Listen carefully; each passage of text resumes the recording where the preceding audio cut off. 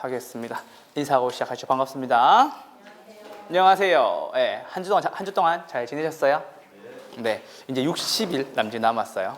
2달 남짓 남았고 마지막 주에는 제가 없어질 거니까 2달 보신다고 생각하시면 돼요. 2달 본다고 생각하시면 되는데, 제가 여러분한테 오늘 드렸던 자료 중에 그 기초 재발견도 있었고 또 이렇게 이론 정리해 놓은 거 있었죠. 두꺼운 거, 좀 두꺼운 거. 그거 잘 보시고 정리하세요. 그걸 드린 가장 큰 이유는 제발 필기하지 말라는 말이에요. 아시겠죠? 제발 쓰지 마요. 아시겠죠? 쓰는 순간 여러분의 뇌 효율성이 30% 이하로 줄어듭니다. 실제로 그렇습니다. 네, 그러니까는 헷갈리거나 모르거나 어려운 게 있으면 해당 자료에서 찾아보시는 게 가장 빠른 방법이고요. 그 내용에 들어가 있는 것들을 응용해서 어떻게 풀어내는지, 문제에 어떻게 녹여내는지를 보셔야 되는 거예요. 아시겠죠? 자, 여러분 생각을 해봅시다. 제가 여러분한테 무언가를 물어봤었을 때 여러분이 대답을 해야 그게 확실히 배운 건데, 그러면 그 확실히 배웠던 거에 대한 정점은 뭐냐면, 내가 배운 것을 타인에게 설명할 수 있으면 그걸 확실히 아는 개념이에요. 그쵸? 여러분들 늘 그렇게 얘기하죠. 아, 저거 봤는데 아는데 이러고 있어요. 그러다 제가 툭 던져드리면 아, 맞아요 라고 얘기하잖아요. 실제로 그게 영어적 표현에도 있어요. 팁 오브 텅이라고 혀 끝에서 맴돈다는 얘기거든요. 그런 영어 표현이 있는데, 그런 현상이, 왜 그런 뇌의 적체 현상이 왜 생기냐면요, 여러분들이 특정 상황에서 학습을 할 때 그 상황에 대한 조건이 기억이 안 나서 그래요. 왜요? 늘 똑같았거든. 늘 쓰고 있었거든. 그러면 제가 여기서 수업을 하면서 왜 여러분한테 좀 과격한 행동도 하고 오버액션도 하냐면요, 이렇게 해서 여러분들이 조금이라도 먼저 기억하시는 얘기예요. 아시겠죠? 그러니까 막 중전 저거 통스러워요 이거 하는 이유가 사실 버저스의 동심원 이론이랑 아무 관련이 없어요. 그죠? 근데 버저스가 중전 저 고통스러워요 하면은 중심업무지구, 저미지대, 저소득층, 고소득층, 통근자지대가 떠오르라고 하는 소리예요. 이건 액션이 큰 거니까 여러분들 저와 함께 오래 수업하셨던 분들은 버저스의 동심원 이론을 설명하면 이렇게만 해도 알아요. 뭔지 알아요. 버저스 동심원 이론 이렇게 얘기하고 있어요. 그러니까 그런 것들이 조금 더 익숙해지는 과정이 필요한 거니까요. 특히나 여러분들은 좀 집중을 하셔서 문제를 보셨으면 좋겠습니다. 아시겠죠? 그래서 제가 자꾸 수업 시간에 저 보세요 하는 이유가 그거예요. 왜냐하면 썼던 건 기억이 안 나는데 교수님 무슨 행동했다 이건 기억이 나거든. 아시겠죠? 꼭 그 말씀을 좀 드리고 갈게요. 자, 27회 기출문제 1번부터 출발합니다. 다음에 파생현상을 모두 발생시키는 토지 특성을 골라라 라고 나와 있죠. 맞아요? 네. 자, 그러면 여러분 토지 특성이라는 말이 딱 나오죠. 그러면 두 가지로 나와야 돼요. 뭐요? 인문적 특성과 자연적 특성. 근데 우리는 보통 시험에서는 뭐만 물어봐요? 이거밖에 안 물어봐요. 자연적 특성. 아시겠죠? 그럼 자연적 특성이 뭐 있어요? 얘기해 주세요. 토지의 자연적 특성 5가지 뭐가 있냐고요? 그렇죠. 다음 증성. 그 다음 영속성, 개별성, 한 가지만 더 더하자면 인접성이 있겠죠. 맞아요? 그러니까 토지의 특성은, 토지의 자연적 특성은 이렇게 물어보는 거 죄다 자연적 특성 물어보는 거예요. 그러면 파생현상을 모두 발생시킨다 소리잖아요. 맞아요? 그러면 이 해당 3가지 사항을 공통적으로 가지고 있는 토지의 특성을 물어본 거겠네요. 아시겠죠? 출제위원의 의도는 그런 뜻이었었어요. 그래서 볼게요. 소유함으로 인해서 뭐예요? 자본이득이 생기고 운용이득이 생긴다. 맞아요? 뭐 때문에요? 영속 때문에. 잠깐만. 자, 이제 여기에 나와 있는 단어를 여러분들이 평소에 쓰는 단어로 바꿔봅시다. 시세 차익. 그쵸? 10년 전에 1억에 산 거 지금 10년 후에 3억에 판다. 자본이익 얼마? 2억 번 거죠. 맞아요? 근데 영속성의 특징이 뭐예요? 소유는 내 거지만 남한테 빌려줄 수 있죠. 그게 운용이득인 거예요. 월세 받는 거. 아시겠죠? 됐어요? 그러면 영속성 뜻이 뭐냐면 영원히 존재하는 속성이라는 뜻이에요. 예를 들어서 내가 한강이 보이는 아파트를 가지고 있어요. 그게 만약에 5년 동안 존재하고 없어지면은 남한테 빌려줄까요? 아니면 자기가 쓸까요? 본인이 쓰겠죠. 내가 5년 동안 한강에 보이는 아파트 이렇게 살다가 그렇죠. 5년 뒤에 땡 되겠지만 부동산의 성격 중에서 영속성, 영원히 존재하는 속성이 있으니까 소유권은 내 거고 나는 잠시 딴 데 이사 갔다가 그거를 빌려줘서 뭐 받는 거예요? 임대료 받는 거죠. 맞아요? 그렇게 보시면 돼요. 아시겠죠? 자, 가격이 하락해도 소모된다고 안 된다고? 안 된다고. 맞죠? 영원히 존재하는 속성. 맞죠? 3번. 그렇지만 관리는 잘해줘야 되는 거죠. 맞아요? 답은 몇 번이에요? 0, 속성. 이렇게 보시면 됩니다. 아시겠죠? 네. 2번입니다. 다양한 기준에 따라 설명한 것으로 옳은 것을 골라라. 답이 두 개라고 말씀드렸죠? 몇 번과 몇 번이에요? 2번과? 2번과? 오케이. 5번 이렇게 하시면 되죠? 됐어요? 답은 2번과 5번이고요. 잠깐만 앞쪽으로 넘어오세요. 공간정보의 구축 및 관리 등에 관한 법령상 용수를 위하여 일정한 형태를 갖춘 인공적인 수로나 뚝을 우린 뭐라 그래요? 유지가 아니라? 국어. 국어 아니에요? 산수 국어할 때 국어가 아니야. 말로 전달하니까 교수님 이게 왜 나오나 이렇게 얘기하더라고. 이게 아니에요. 국어예요. 국어 아시겠죠? 특히나 이거 시골에 가면 이렇게 인공적으로 이렇게 수로 이렇게 시멘트 발라서 해놓은 거 있잖아요. 그런 건 다 국어예요. 아시겠죠? 됐고 2번은 맞는 질문이에요. 자산전, 문용교복, 근주기, 자동차 시설, 산업시설. 그렇죠? 자산전, 문용교복, 근주기. 공법도 잘한단 말이에요. 거기 있는 거예요. 아시겠죠? 공법이니까 이거만 보시면 되고요. 자, 임농택지 3명 나왔죠? 그러면 뒤에 뭐라고 나왔어요? 이행지라고 나왔죠? 그러면 이내에서 움직여야 돼요? 상호간에 움직여야 돼요? 난리 난다.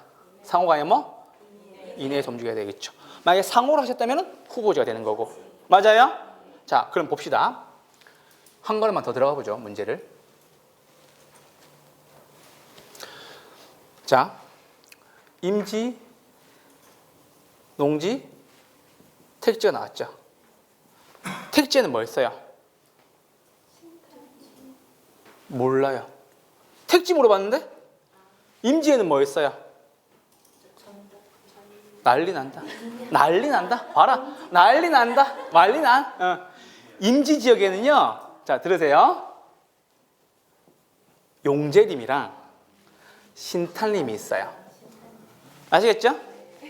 그래서 한자가 같은지는 잘 모르겠는데 우리 대전 지나가다 보면 뭐 나와요? 신탄진 나오죠. 거기를 지나갈 때 개로운 선생님은 맨날 생각납니다. 아, 신탄지 지역이 신탄림 지역인가? 여기가. 그럼 이게 뭐냐면요. 들어보세요. 나무를 땔감으로 쓰기 위한 지역을 신탄림이라 그래요. 감 잡았어요? 네. 목재를 쓰는 거. 이건 뭐예요? 우리 왜 남대문 지을 때 막 소나무 숲 이런 거 있잖아요. 그런 게 다 용재림.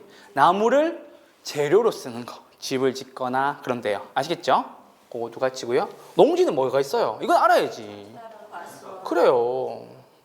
정답 과수원. 저는 이제 한자를 좋아해서 한자를 많이 봐서 이제 상관이 없는데 요 저는 논인 거 저는 밭인 거 알죠?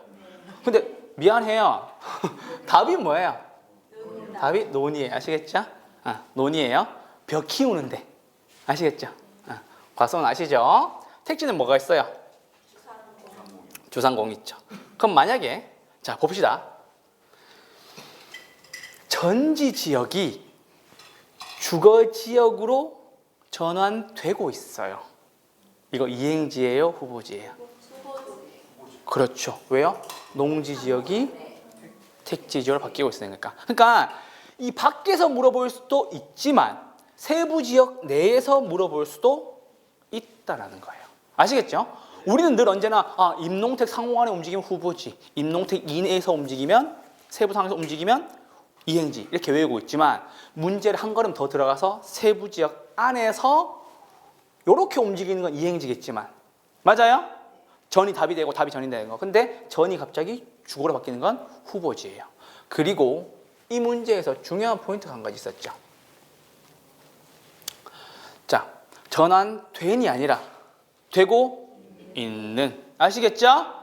되고 있는데 이렇게 하셔야 돼요. 아시겠죠? 대통령 후보는 대통령이에요? 대통령이 되기 전이에요? 대통령이 된 거예요? 대통령 되기 전인 거죠. 되고 있는데 아시겠죠? 바로 이 말 아닙니까? 아시겠죠? 됐죠? 그래서 틀린 질문이고요. 자, 주택 외의 건축물 나왔어요. 이건 뭐예요? 도시형 생활주택이 아니라 뭐? 모르면 어떡해요? 준주택. 네 가지 뭐 있어요? 기호단어. 기호단어로 지나가실 때 앞으로 준주택 기호단어로 하시기 바랍니다. 뭐예요? 기숙사, 오피스텔, 다중생활시설, 노인복지주택. 아시겠죠? 지호단어 말고 기호단어, 준주택 이렇게. 아시겠죠? 저한테 누군가 그 질문 하더라고요. 공부를 되게 열심히 하셨나 봐. 여러분 생각해 봅시다. 단독주택에 네 가지 뭐가 있어요? 다다공이 있죠. 공동주택에 네 가지 뭐 있어요? 연립, 다세대, 기숙사가 있죠. 교수님, 공동주택에 기숙사라고 얘기하셨는데 왜 여기서는 준주택이라고 얘기하십니까? 이렇게 물어봤어요. 왜요? 그렇죠. 건축법상 연세대 기숙사인 거고 주택법에서는 단독의 공간과 공동의 기숙사가 빠지는 거겠죠. 그래서 주택법상에서는요, 준주택을 주택 외의 건축물로 보는 겁니다. 아시겠죠? 자, 그리고 잠깐만. 도시형 생활주택 나오면 포인트 뭐가 있어요? 첫 번째, 300세대 미만. 맞죠? 그거 하나 기억하시고요. 그렇죠. 전용주택, 국민주택 규모 그거 기억하시고. 아시겠죠? 근데 제일 중요한 게 있죠. 뭐예요? 분양가? 상한 적용한다 안 한다? 적용 안 한다. 여기까지. 아시겠죠? 물론 경제 자유지역이나 관광 특구 지역도 분양가 상한제를 안 하는 경우가 있어요. 그건 공법 가서 하시는 거고. 아시겠죠? 그렇게 정리하시면 되겠습니다. 답은 2번과 5번이었습니다. 아시겠죠? 리모델링은요, 뭐예요? 지역주택, 직장주택, 리모델링. 요거 세 가지 지직리. 아시겠죠? 2번의 답은 2번과 5번이었습니다. 3번입니다. 부동산의 개념에 관한 설명으로 틀린 것을 골라라. 답 몇 번이에요? 3번. 맞죠? 생각해 봅시다. 개념이라는 말이 딱 나오면요, 우리 복합 부동산이란 말이 나와야 되고, 그렇죠? 두 번째는요, 복합 개념의 부동산 요거 나와야 되죠. 맞죠? 복합 부동산은 뭐예요? 토지와 건물이 일체로 이렇게 하시면 되죠. 맞아요? 그래서 우리 주상복합이라고 얘기하는 거예요. 주거와 상가가 일체로. 복합 부동산은 뭐? 건물과 토지가 일체로. 됐죠? 그럼 복합 개념의 부동산은 세 개가 나와야 되겠죠. 무슨 개념 세 가지? 법률적, 경제적, 기술적. 맞아요? 그럼 법률적인 개념에는 두 가지로 나뉘죠. 뭘로 나뉘어요? 협의의 부동산과 광의의 부동산. 협의의 부동산 설명해 주세요. 민법제 99조 1항에 따른 토지 및 그 정착물을 말한다. 협의의 부동산. 거기에다가 무엇을 더해야 광의의 부동산이 되는 거예요? 협의의 부동산 더하기 준부동산. 준부동산 설명해 주세요. 준부동산 뭐예요? 등록의 방식을 통해서. 맞죠? 부동산에 준하는 거. 대표적으로 뭐가 있어요? 자동차. 그렇죠. 예, 맞아요. 있는데 여러분들 제일 편한 게 뭐냐면요, 자동차예요. 왜요? 자동차 등록증이 등록 공시 방법이래요. 아시겠죠? 그러면 그 준부동산은 저당권의 객체가 될 수가 있어요? 네. 감정평가의 대상이 될 수가 있어요? 네. 그렇게 하시면 됩니다. 됐죠? 자, 그리고 경제적 개념에 5가지 뭐 있어요? 자산, 자본, 생산 요소, 소비재, 상품. 됐죠? 안 쓰셔도 되는 게 거기 드림 프린트물 다 있어요. 또 좀 쓰지 마. 팔이 부서질 것 같지 않아요? 아시겠죠? 나를 봐야 돼. 아시겠죠? 자, 이제 마지막이에요. 기술적 개념이에요. 맞아요? 똑같은 말로 뭐라고 얘기해요?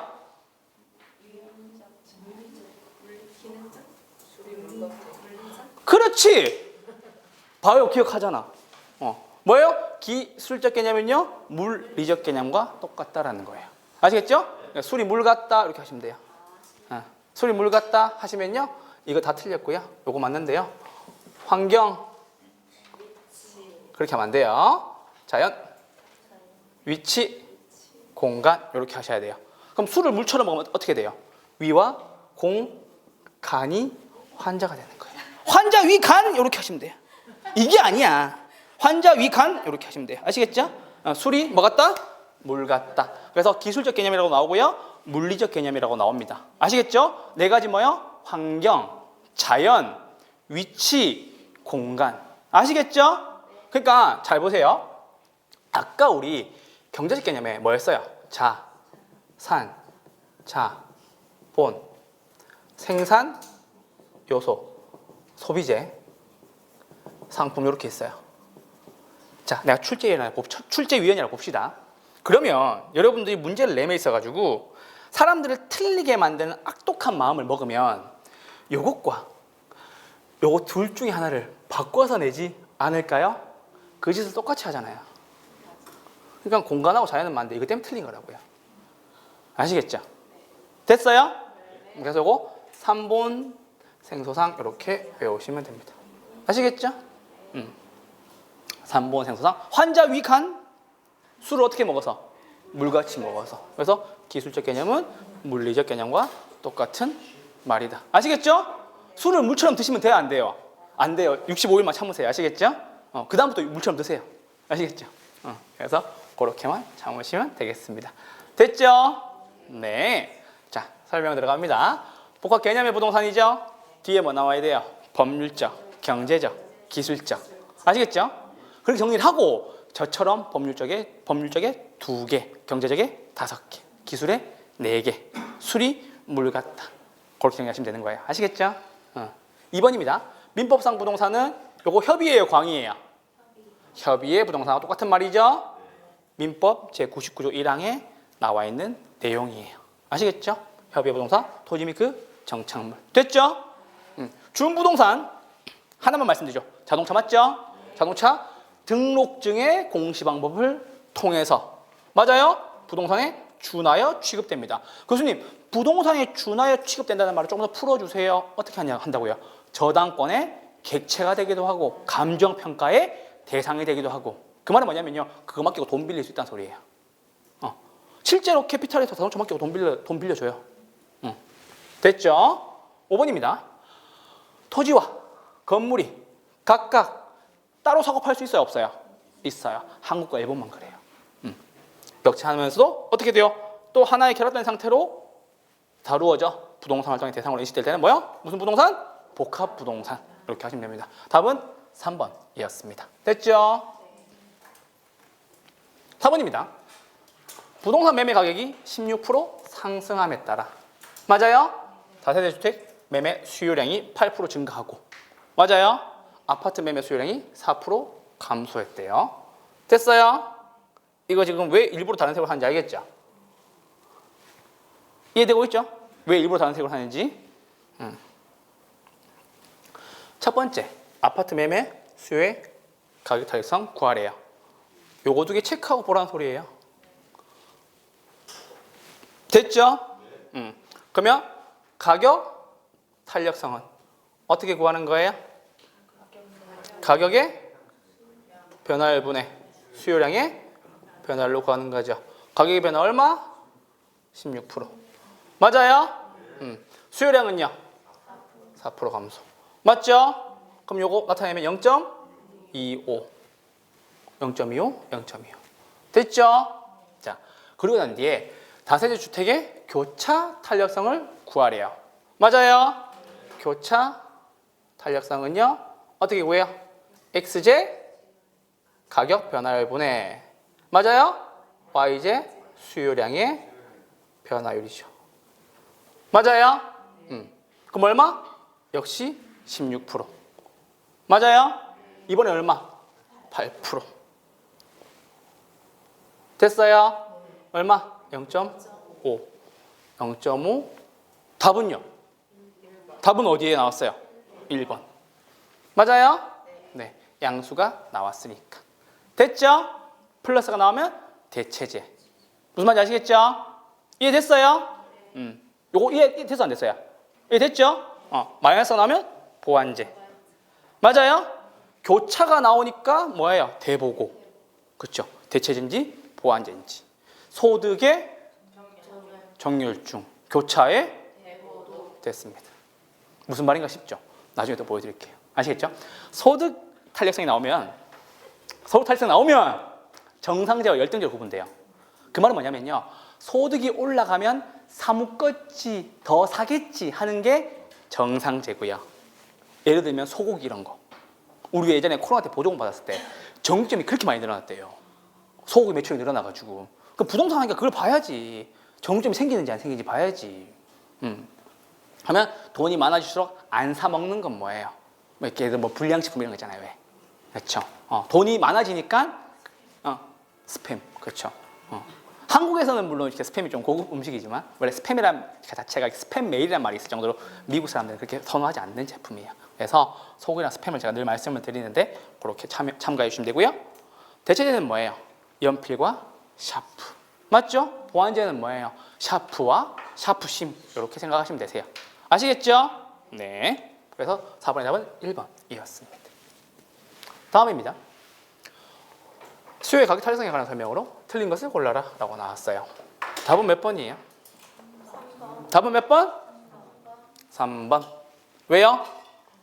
관찰기간이 길어진다는 것은 장기란 소리예요? 단기란 소리예요? 장기란 소리죠. 맞아요? 탄력성은 커진다. 이렇게 하시면 되겠죠. 맞아요? 탄력성이 커진다는 말은 무슨 말이에요? 오케이. 자, 다른 말로 양의 변화가 더 많아진다. 계속 보러 다니는 거야. 기간이 길게. 아시겠죠? 양의 변화가 더 많아진다. 아시겠죠? 그래서 원래 요거 이제 언제나 이렇게 장탄탄 이렇게 하는데 장탄탄. 장기에는 탄탄. 아시겠죠? 공급도 장기에는 탄력적. 수요도 장기에는 탄력적. 장탄탄 하세요. 아시겠죠? 오래 앉아 있으면 화장실이 좀 힘들 수가 있단 말이에요. 장이 탄탄해야지. 유산균 잘 챙겨 드세요. 아시겠죠? 1번입니다. 가격 변화에 대해서 수요량이 무한히 크게 변하는 거 뭐예요? 완전 탄력적. 여러분, 저 보세요. 저 보세요.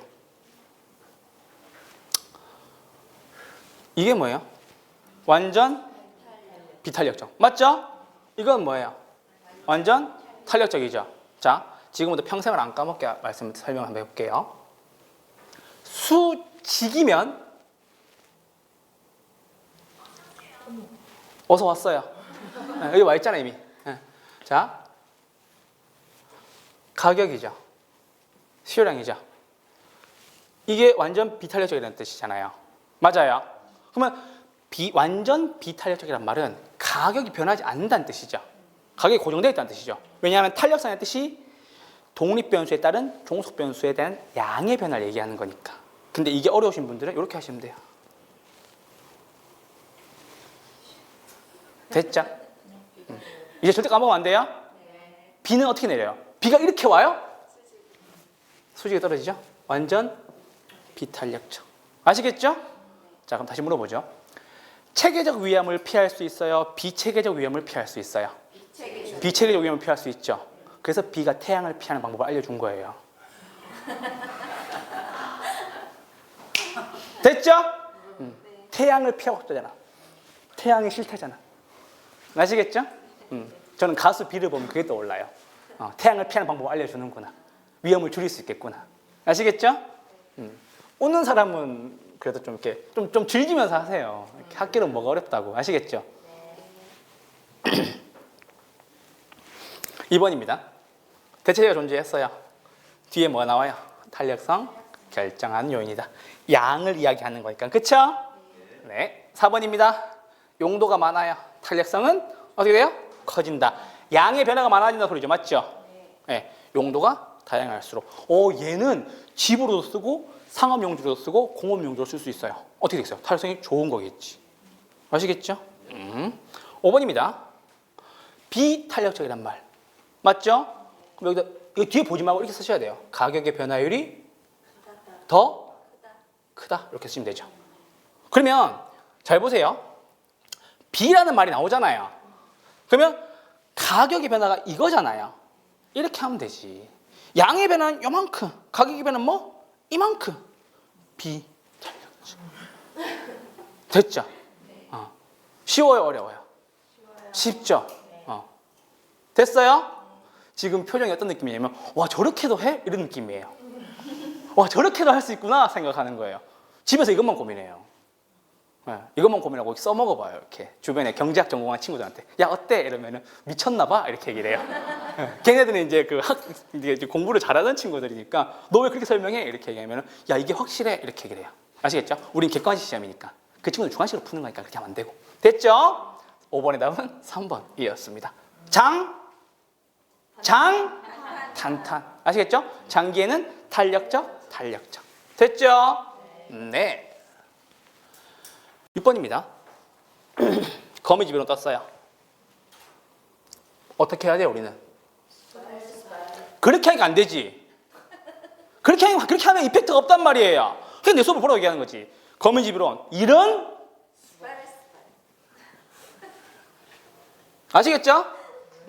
거미집이론 이런 수발 이렇게 하시면 되세요. 됐죠? 자, 그러면 이렇게만 할게요. 자, 수요의 탄력성이 더 크면 수렴력 맞죠? 수탄, 수.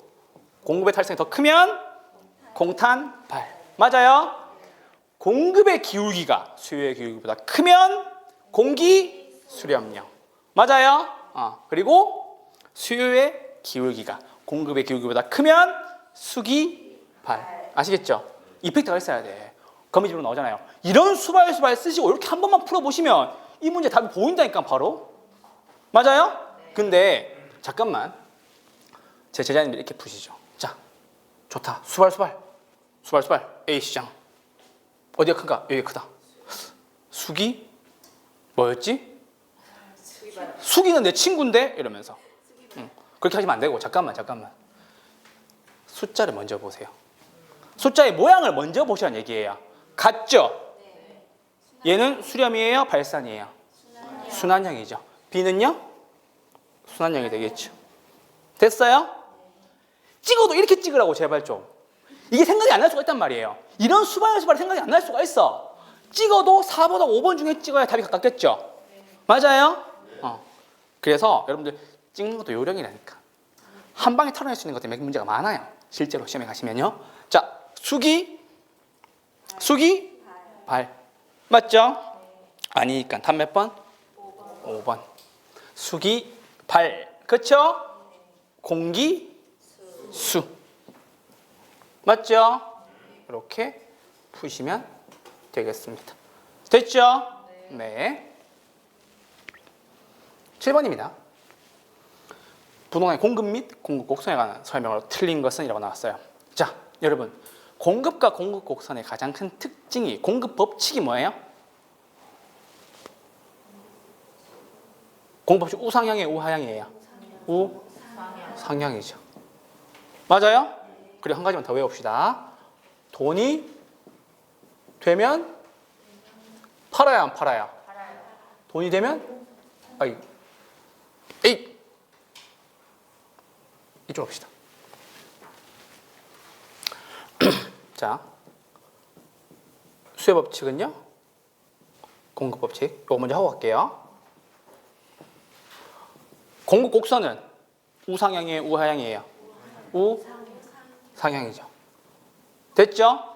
그럼 얘의 가장 큰 특징은 돈이 되면 팔아요, 안 팔아요? 팔죠? 그러면 이걸 한번 해석해 봅시다. 돈이 되면 판다는 소리는 가격이 비싸지면 공급량은 증가한다는 소리예요. 그게 우상향 하겠지. 됐어요? 자, 수요 법칙은요? 수요 곡선은요? 우하향한다는 소리겠죠. 자, 비싸면 사요, 안 사요? 맞죠? 자, 비싸면 안 사니까 맞죠? 가격이 올라가면 수요량이 줄어들게 되겠죠. 맞아요? 그러니까 우하향하는 거예요. 됐어요? 자, 그럼 잠깐 봅시다. 비싸면 안 산다는 말은 비례해요? 반비례해요? 반비례라는 뜻이겠죠. 가격은 올라가는데 수요량은 줄어드니까. 됐어요? 비례 반비례? 반비례고요. 공급법칙은 돈이 되면 파는 거니까 비싸지면 양이 늘어나죠. 비례 반비례? 비례. 아시겠죠? 그렇게 정리하시면 됩니다. 됐어요? 오케이. 자, 1번입니다. 수요 증가했어요. 탄력 나왔죠? 맞아요? 근데 뒤에 가격이 더 크게 한다고 나왔어요. 탄력 비탄력. 탄력 비탄력. 에이 왜 이래요 나한테. 비탄력적일수록 뭐가? 가격이 더 크게 바뀌는 거겠지. 아시겠죠?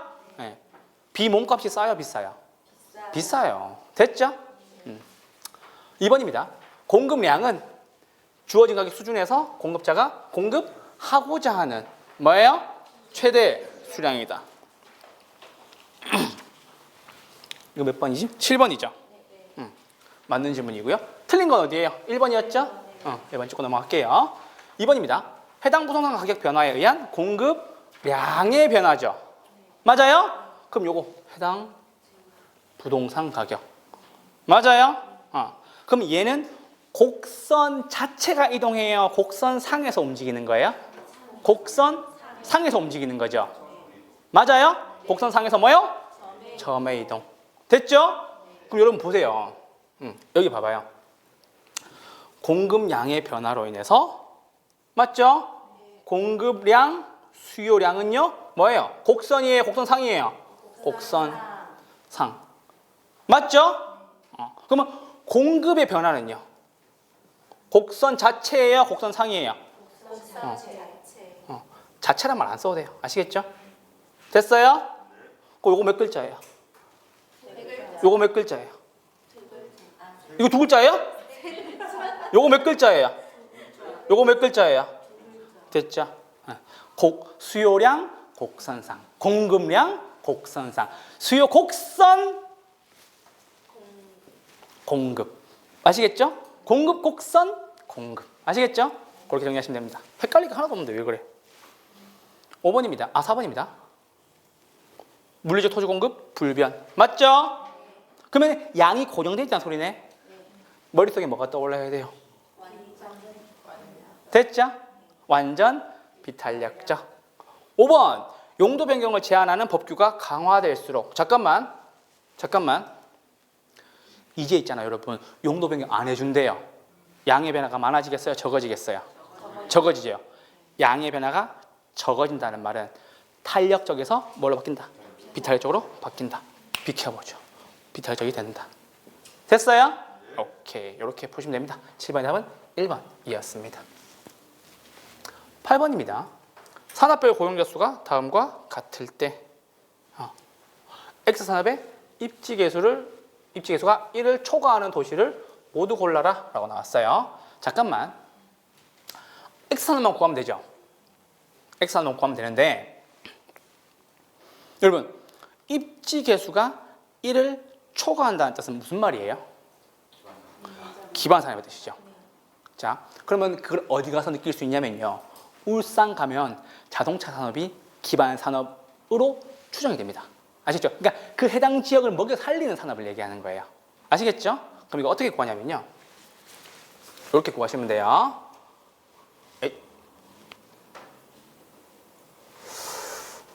자, LQ 구하는 법이에요. 우리는 이거를 번분수라고 얘기를 하는데 그렇게 어려운 개념 아니에요. 전국의 전체 분해, 전국의 X 지역 분해, 지역의 전체 분해, 지역의 지역으로 구하시면 됩니다. 자, 그럼 그 문제를 보고 가시죠. 우리는 뭐만 구하면 돼요?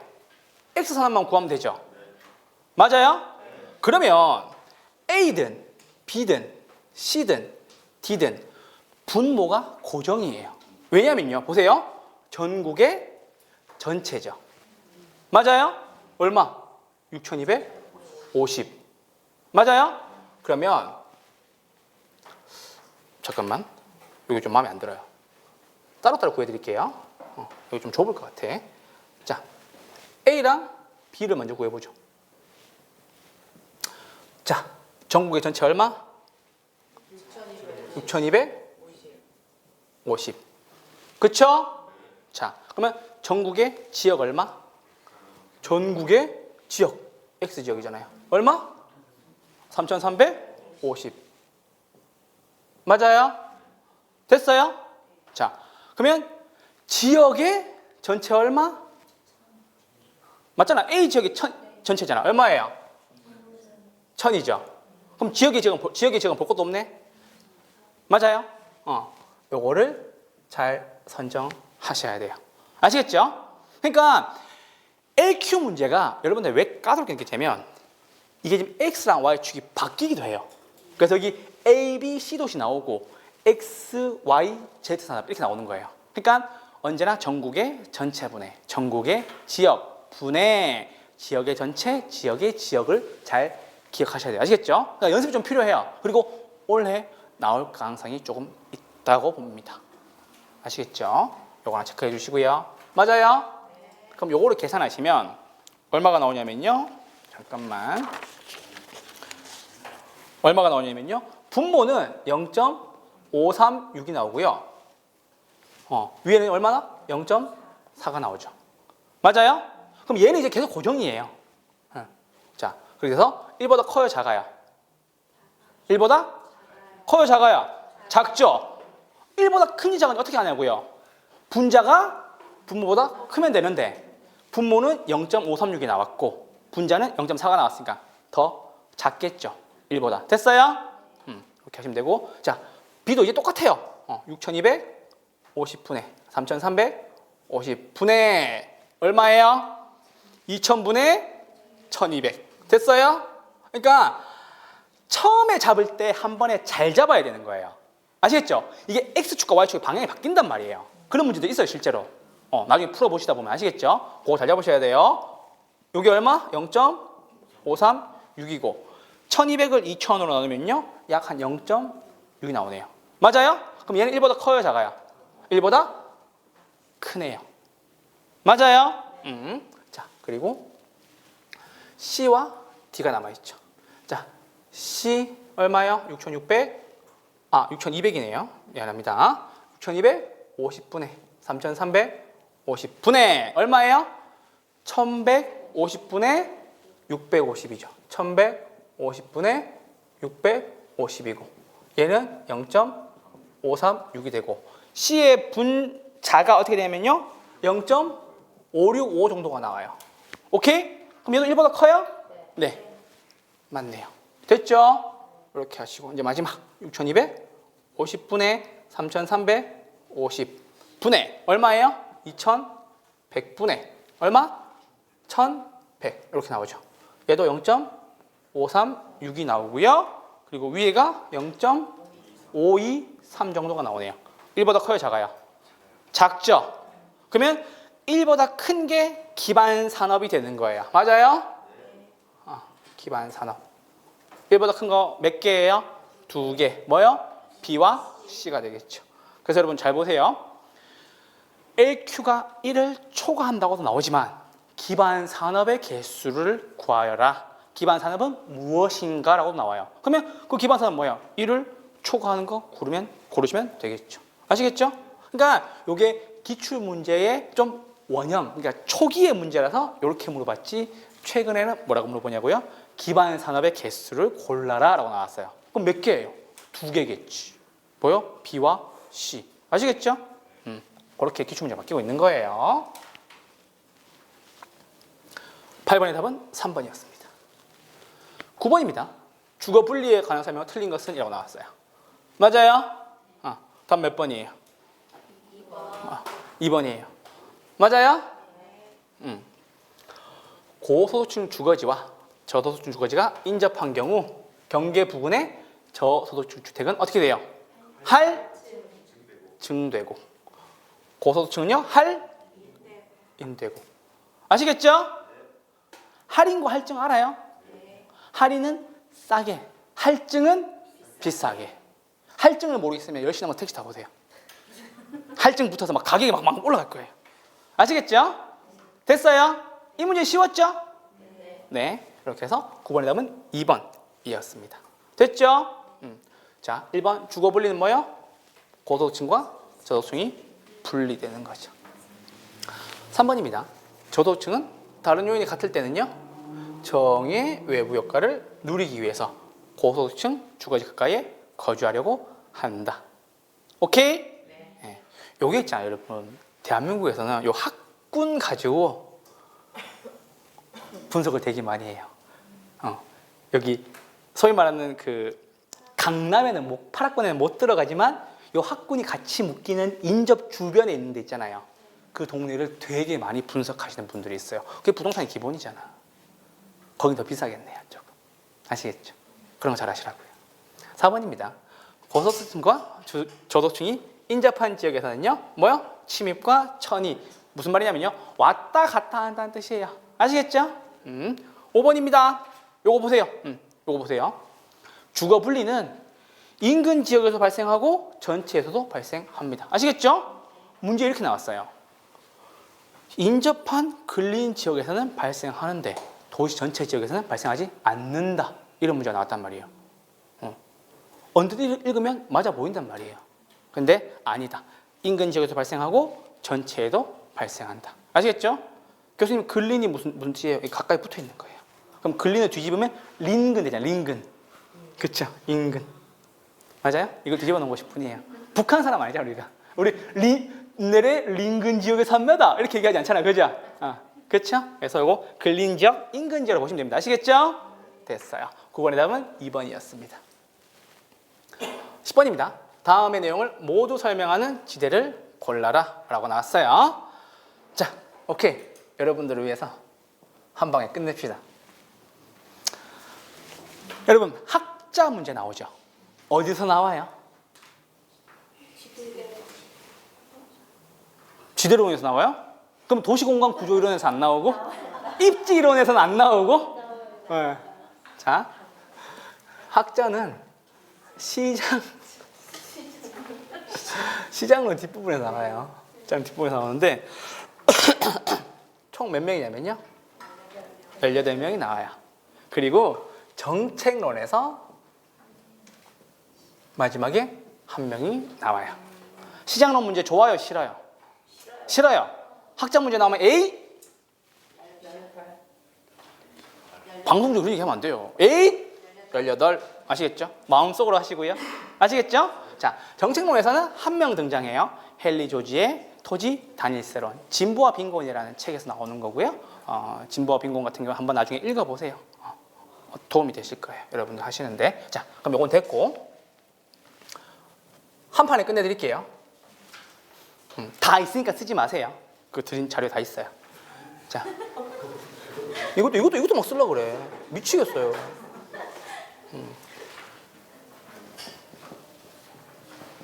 자, 왜 그렇게 쓰는 걸 좋아하는 거야? 자, 이걸 여러분, 제가 747 이렇게 얘기하니까 사람들이 헷갈리더라고요. 지대론 몇 명? 7명. 도시공간 구조이론 몇 명? 4명. 입지론 몇 명? 그래서 747이에요. 아시겠죠? 사람 수로 얘기하는 거야. 7 더하기 4 더하기 7 하면 뭐 나와요? 됐죠? 슈발 아니고, 그건 거미집이론이고. 아시겠죠? 봐봐, 이제 제 수업 들으니까 이렇게 여유가 생기잖아. 그쵸? 7명, 4명, 7명이에요. 아시겠죠? 자, 여러분 함께 갈게요. 경제지대, 누가 얘기했어요? 파레토. 준지대, 누가 얘기했어요? 차익지대, 누가 했어요? 최열등지에서도 지대를 주셔야 됩니다. 절대지대 누구? 됐죠? 입찰지대 누구? 누구? 됐죠? 제가 이걸로 늘 장난치죠? 위치지대 요거 지우고 T? 됐어요? 그리고 마지막 한 명, 마찰 비용이론. 누구예요? 마찰 비용이론 누구예요? 에이그 아니고, 물론 에이그로 가르치긴 했어요. 둘이 싸워요. 마찰이 이렇게 해요. 그럼 어떻게 돼요? 에이그! 싸우면 돼요, 안 돼요? 안 돼요. 됐죠? 자, 그럼 이제 가볍게 한번 가볼게요. 경제지대는요, 초과 이윤이라는 뜻이에요. 그래서 경제지대와 전용 수입이 있는데, 전용 수입은 다른 것으로 못 쓰게 하는 최소한의 수입을 전용 수입이라고 얘기를 하고요. 경제지대는 뭐라고요? 초과 이윤이라고 정리하시면 됩니다. 아시겠죠? 자, 준지대는 뭐예요? 지대예요? 지대가 아니에요? 지대가 아니에요. 맞죠? 지대가 아니에요. 우리 준부동산 있었죠? 부동산이에요? 부동산 아니에요? 부동산 아니죠. 우리 준주택 있었어요. 주택이에요? 주택 외예요? 주택 외죠. 그럼 이제 준지대가 있겠네요. 3준 세트예요. 몰랐죠? 전 알았어요. 준지대예요? 지대예요? 지대가 아니에요? 지대가 아니에요. 맞아요? 그러면 일시적으로 쓸 수 있는 기계나 기구 같은 것들이겠네요. 됐어요? 자, 그리고 차액 지대예요. 가장 중요한 건 뭐? 토지의 비옥도 차이. 됐어요? 네. 그리고 입찰 지대 곡선. 자, 잠깐만 여기서부터 설명. 나머지 됐는데 이 아저씨 뭐 하나 하시냐면요. 경매 보러 가는 사람이에요. 알론소 아저씨 뭐 한다고?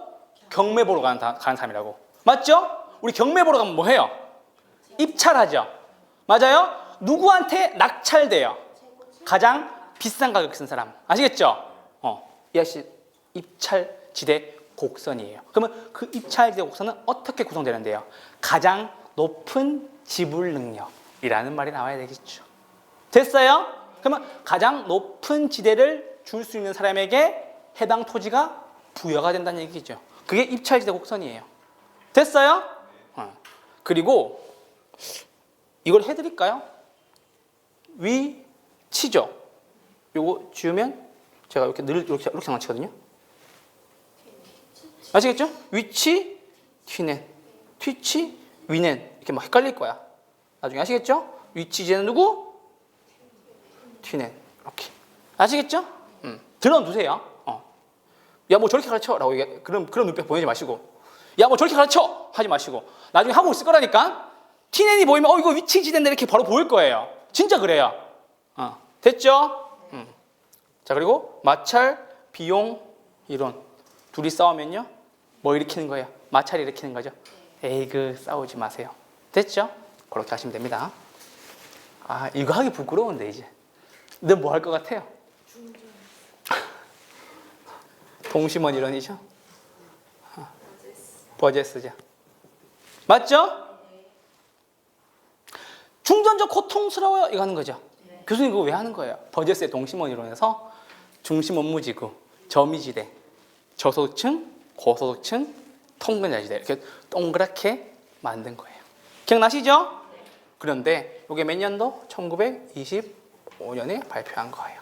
자, 두 번째 선형이론이에요. 누가 주장했어요? 그렇지, 그렇게 하셔야 돼요. 호이트 이렇게 하시면 안 돼요. 선형이론 누구? 호이트 이렇게 하셔야 돼요. 아시겠죠? 나도 힘들어요. 뭐 나도 이렇게 하면 좋겠지. 선형이론 호이트고요. 다이렉시미론 헤리스 울만입니다. 네, 됐죠? 이렇게 하면 되는데 그렇게 안 하잖아. 그렇죠? 선형이론 누구? 호이트 이렇게. 아시겠죠? 둘리는 초능력의 친구. 미안합니다. 수업시간 노래 한번 볼게요. 얘는요 1939년도에 한 거예요. 근데 잘 보세요. 그러니까 이 호이트라는 아저씨가 버제스의 동심원 이론을 가만히 보고 있다가 얘는 이렇게 동그랗게 했잖아요. 그런 거예요. 야, 너 이거 교통축을 하나도 고려하지 않는 거 아니니? 라고 이야기를 하면서 그 동심원 이론은 어떻게 발달된다고요? 주요 교통축을 따라 발전이 된다고 한 거예요. 그러면 교통이 좋은 곳에 저소득층이 들어오겠어요? 고소득층이 들어오겠어요? 고소득층이 들어오죠. 맞아요? 그걸 어디서 느낄 수 있는지 알아요? 서울 톨게이트 찍잖아요. 서울 톨게이트 찍으면요 오른쪽에 뭐 있어요? 수지 판교 있죠. 그거 쭉 따라오다 보면요 죄다 좌우에 비싼 아파트밖에 없어요. 반포자이, PH129 이런 아파트들. 아시겠죠? 경부고속도로의 시작과 끝이 어디예요? 한남대교 남단이에요. 아시겠죠? 나중에 혹시 경부고속도로 이용할 일이 있으시면 가면서 주변의 아파트 시세를 보면서 가보세요. 운전 안 하신다면 죄다 다 비쌀 거예요. 아시겠죠? 그렇게 진행하면 되고요. 자, 그 다음 뭐? 다핵심 이론이죠. 누가 주장했어요? 해리스와 울만. 한 명이에요? 두 명이에요? 두 명이에요. 아시겠죠? 네. 두 명이에요? 왜 오는지 알아요. 근데 막 리처드 기어, 막 브래드 피트 이런 거 할 거거든. 아시겠죠? 그러니까 한 명이에요? 두 명이에요? 두 명. 아, 실제로 그걸 물어보더라니까, 나한테. 교수님, 리처드 기어 한 명이잖아요. 막 이렇게 막. 그건 한 명이죠. 이거 두 명이에요. 이렇게 얘기했거든요. 순간 이해를 못 하셨나 봐요. 한 명인 줄 알았죠? 맞아요. 한 명이 두 명이에요. 두 명이에요. 아시겠죠? 해리스 아이씨와 울만 씨. 여기 네 명 써놨잖아. 이론은 3개, 학자는 4명. 아시겠죠? 그렇게 하시면 됩니다. 다핵심 이론의 가장 포인트는 뭐냐면요. 도심과 부도심이 등장한다는 거. 자, 교수님, 그러면 다핵심 이론에서 도심과 부도심을 얘기했는데 그럼 얘는 도심이 한 개인가요? 네. 그래서 우리는 이거를 단핵 도시 이론이라고 얘기를 합니다. 아시겠죠? 도심 하나밖에 없는 거. 그러니까 서울시내 종로 하나밖에 없는 거야. 옛날이니까. 아시겠죠? 근데 얘가 갑자기 야, 그게 아니고 부도심도 생겨. 어디에? 여의도의 금융, 강남의 유흥 이런 것들요. 아시겠죠? 강남의 문화 이런 것들. 여의도, 강남 이런 데 막 생긴다는 거. 부도심이. 아시겠죠? 역할을 가지고 발전한다는 뜻이겠죠. 아시겠죠? 그렇게 정리하시면 됩니다. 입주론 좁으니까요. 한 페이지만 넘어갈게요.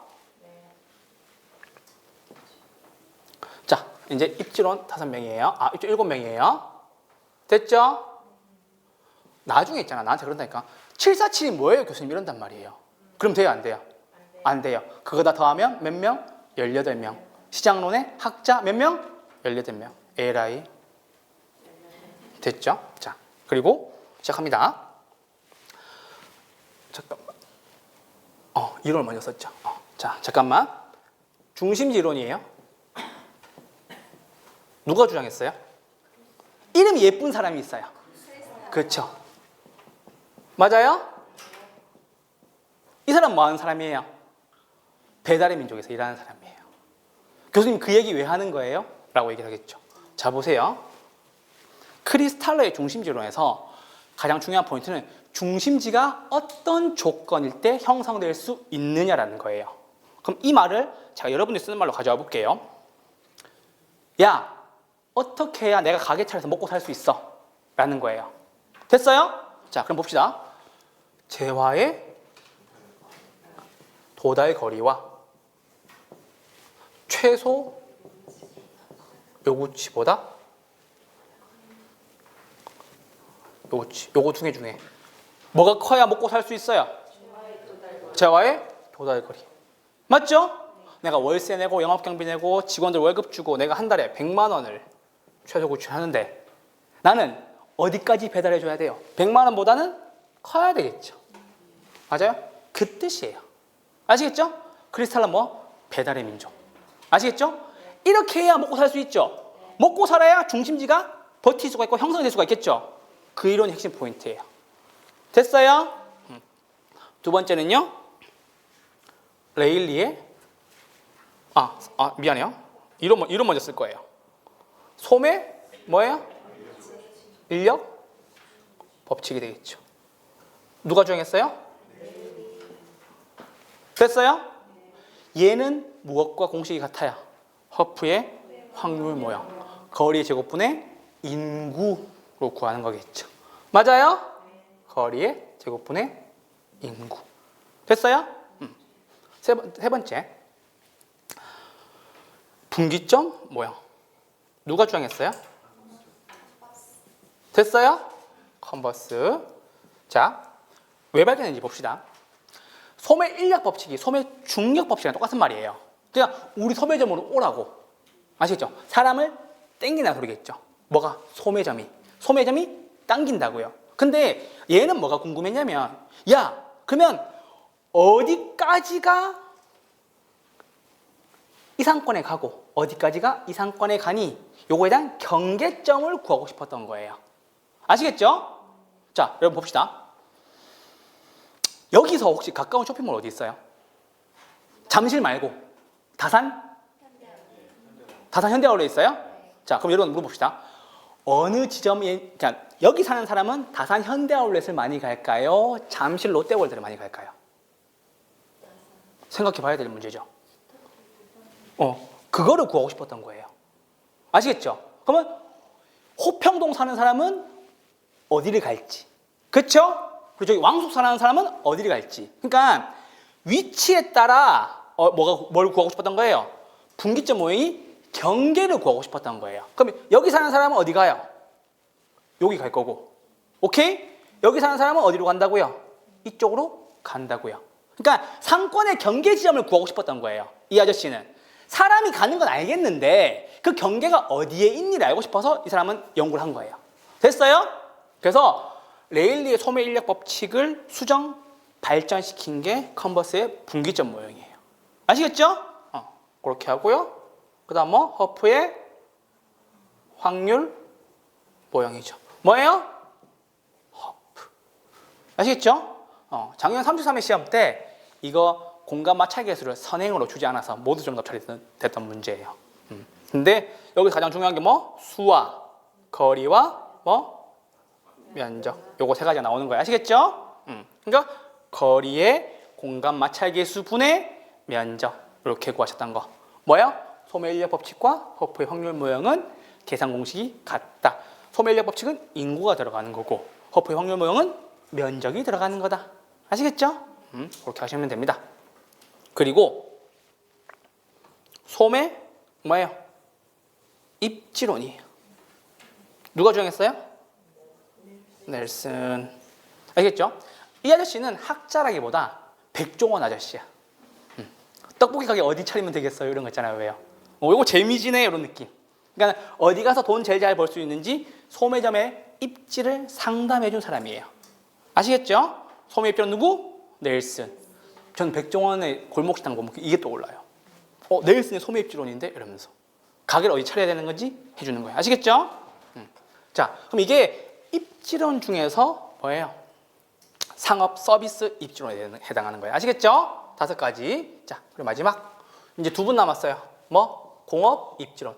입지론이 5개랑 2개 나뉘는 거예요. 7개 중에. 아시겠죠? 자, 공업 입지론 첫 번째 뭐예요? 빈칸 비우고 무슨 비용 이론이죠. 누가 주장했어요? 누가 주장했어요? 배버. 맞죠? 비용 많이 들어야 좋아요? 적게 들어야 좋아요? 적게 들어야 좋죠. 최소 비용. 됐어요?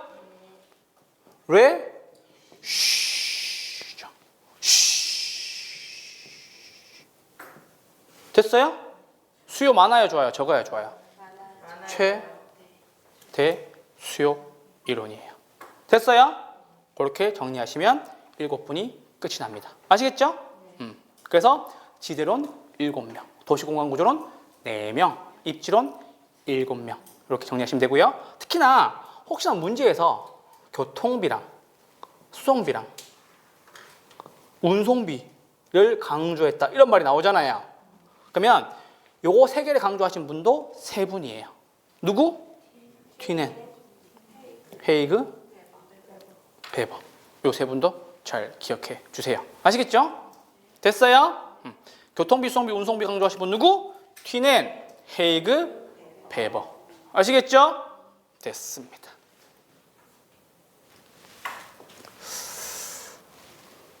자, 봅시다. 1번입니다. 최열등지에서도 지대가 발생한대요. 끝났죠? 답은요? 답은 몇 번이에요? 마르크스 절대 지대설. 아시겠죠? 자, 저 보세요. 나 봐봐. 최열등지에서도 돈 달라고 하는 애는 얘밖에 없어요. 그러니까 얘는 뭐냐면 절대적으로 돈 줘 이 뜻이에요. 야, 무조건 돈 줘 이 뜻이란 말이에요. 그러니까 최열등지 딱 되면요 지대 발생한대요. 누구? 바로 절대. 그러니까 절대적으로 돈을 줘야 되는 거. 아시겠죠? 지대가 뭐예요? 난리 난다. 이러면 안 되지 나한테. 지대로. 토지 임대료. 됐죠? 지대는 토지 임대료의 줄임말이었어요. 됐죠? 네, 이렇게 해서 10번의 답은 5번이었습니다. 11번입니다. 부동산 시장의 효율성에 관한 설명으로 틀린 것을 골라라 라고 나왔어요. 자, 여러분, 효율적 시장이라는 말이 어디서 나온 말이라고 생각해요? 주식시장. 몰랐죠? 그 말은 뭐냐면요, 여러분 생각을 해봅시다. 주식시장에 기사가 딱 뜨면 실제로 벌어져서 주식이 올라가요? 기사 뜬 걸로만 해도 주식 가격이 올라가요? 올라가죠. 이번에 LK99 기사 보셨죠? 초전도체 그거 맞아요, 틀려요? 아직 몰라요. 그쵸? 어떤 곳에서 아니라고 얘기하고 어떤 곳에서는 그럴 수 있다고 얘기를 하는데 이미 LK99 관련된 주가는 요동을 치고 있어요. 그러면 사실 여부와 관계없이 정보만 흘러나와도 시장에 영향을 미친다는 거예요. 그게 현재 정보가 가격에 영향을 미치는 게 효율적 시장이라는 뜻이에요. 자, 그러면 이렇게만 정리하고 넘어갈게요. 효율적 시장의 말이 딱 뜨잖아요. 그러면 세 가지가 있어요. 뭐예요? 약성, 준, 강성. 세 번째 뭐? 강성 효율적 시장. 됐어요? 약성 효율적 시장은요, 뭐예요? 과거 정보만 아는 거예요. 아시겠죠? 자, 그러면 현재 정보와 미래 정보를 분석하면 얘는 초과 이윤 얻을 수 있다, 없다? 초과 이윤 얻을 수 있다. 오케이? 얘는요, 뭐예요? 과거 정보와 무슨 정보? 현재 정보가 시장에 반영되어 있는 시장이에요. 그럼 얘는 뭐예요? 미래 정보를 분석하면 초과 이윤 얻을 수 있다. 잠깐만. 그럼 우리가 사는 부동산 시장은 무슨 시장이겠어요? 중강성 효율적 시장이겠죠. 맞아요? 교수님 왜요? 현재 정보 가지고는 초과 이윤 얻을 수 없죠. 그런데 잘 생각해 보세요. 여기 남양주 여기 이마트 앞에 여기 사거리에 갑자기 지하철이 들어온대요. 근데 그 정보를 나만 알아요. 그럼 땅을 사겠죠. 나중에 초과 이윤 얻을 수 있어요, 없어요? 얻을 수 있겠죠. 됐어요? 자, 강성 효율적 시장은요, 과거, 현재, 미래 모든 정보가 다 공개되어 있는 시장이라서 어떠한 정보를 분석해도 초과 이윤 있다, 없다? 초과 이윤 없다. 이렇게만 정리하시면 되세요. 아시겠죠? 됐어요? 드림 프린터 다 있어요. 자, 그렇게 하시고요. 문제 한번 보러 가시죠. 효율적 시장은 어떤 정보를 지체 없이 가치에 반영하는가에 따라 구분될 수가 있다. 맞죠? 네. 2번 강성 효율적 시장은요, 뭐예요? 공표된 정보는 물론이고, 오케이? 공표되지 않은 정보, 이게 뭐예요? 미래 정보죠. 맞아요? 미래 정보까지 반영되어 있으니까 초과이윤 얻을 수 있다, 없다? 얻을 수 없다. 이렇게 정리. 맞아요? 자, 강성 효율적 시장은 무슨 시장? 완전 경쟁 시장. 오케이? 네. 완전 경쟁 시장이니까 초과이윤 얻을 수 없지. 아시겠죠? 모든 정보가 다 공개되어 있고. 그쵸? 4번 약성 효율적 시장 나왔죠? 맞아요? 현재 가치에 대한 뭐예요? 과거의 역사적 자료를 분석하면요, 초과이윤 얻을 수 있다, 없다? 얻을 수 없다. 그러니까 이 말에 속으면 안 되는 거예요. 현재 가치 이 말에 보면 안 되는 거예요. 중요한 건 뭐예요? 과거의 정보를 분석하면요, 초과이윤 얻을 수 없고, 약성 효율적 시장에서 무슨 정보를 분석해야 돼요? 현재와 미래 정보를 분석하면 초과이윤 얻을 수 있다. 이렇게 하셔야 되겠죠. 됐어요? 네. 그래서 틀린 것은 4번이었습니다. 5번입니다. 중강성 효율적 시장은 과거의 정보뿐만 아니라, 맞죠? 과거, 현재 나왔죠?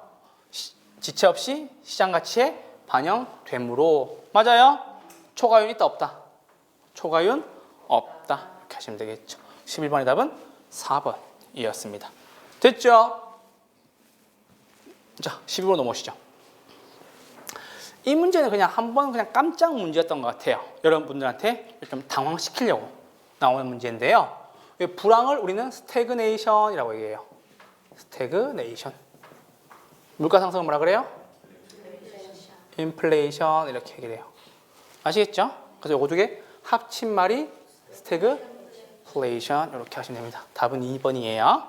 아시겠죠? 컨트롤 F 파동은 50년. 디플레이션은 가격이 하락하는 거. 죽을라는 10년. 기치는 4개월. 그러니까 모르셔도 돼요. 아시겠죠? 그냥 말씀을 드리는 거고, 뭐 스태그네이션은 불황, 인플레이션은 물가 상승. 됐죠? 요거 두 개 합친 말 12번 답은 2번이었습니다. 13번입니다. A와 B도시 사이에 C도시가 위치한다. 레일리의 소매 인력 법칙을 적용할 경우 C도시에서 A도시로 B도시로 구매 활동에 유인되는 인구 규모를 골라라 라고 나왔어요. 자, 레일리의 소매 인력 법칙이 나오면 우리는 뭐 한다? 그림을 그려야 되는 거예요. A도시, 뭐 B도시, 그리고 C도시. 맞아요? 인구수 얼마? 40만. 오, 많이 사시네요. B도시 얼마? 10만. C도시 얼마 살아요? 5만 살아요. 됐어요? A와 C도시 거리 얼마? 10km. B와 C도시 얼마? 5km. 됐어요? 그림이 이게 다예요. 자, 그럼 우리 이거 어떻게 구해야 돼요? 거리의 제곱분의 인구수. 거리 제곱분의 인구수. 맞아요? 자, 그러면 10의 제곱에 40만. 맞아요? 더하기 5의 제곱에 10만. 분의 뭐 올릴까요? 작은 거. 계산하기 편한 거. 근데 사실 이거는 계산해 보면요. 자, 5의 제곱분에 10만 올립시다. 10만 올리면요. 요거 풀어주면요. 4,000 더하기 4,000 분의 4,000 나와요. 됐어요? 40만을 100으로 나눠보세요. 10만을 25로 나눠보세요. 그럼 다 4,000, 4,000 나와요. 됐어요? 오케이, 이해됐어요? 우리 계산기 있으니까 그건 구할 수 있잖아. 그렇죠? 5의 제곱은 25, 10의 제곱은 100. 이건 할 줄 알죠? 그래서 이렇게 나오니까 얼마? 2분의 1이죠. 그러면 5만에 얼마? 2분의 1이 어디로 간다고요? A로 간다고요. 얼마? 2분의 1만큼. B로도 얼마?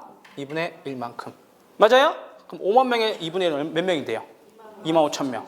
그럼 나머지 얼마? 2만 5천 명. 2만 5천 명씩 가는 거네요. 됐어요? 이렇게 해서 답은 몇 번이에요?